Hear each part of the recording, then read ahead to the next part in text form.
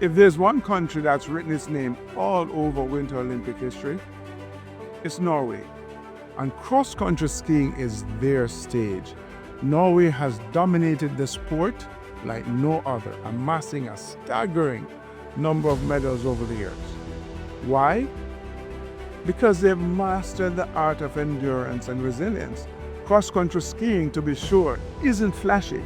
It's grueling, it's relentless, and it demands every ounce of strength.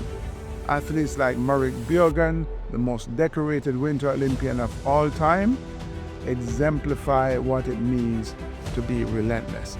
With 15 Olympic medals, she didn't just race, she redefined what's possible. Norway's success, I believe, reminds us that greatness isn't about shortcuts. It's about showing up, grinding it out, and embracing the struggle.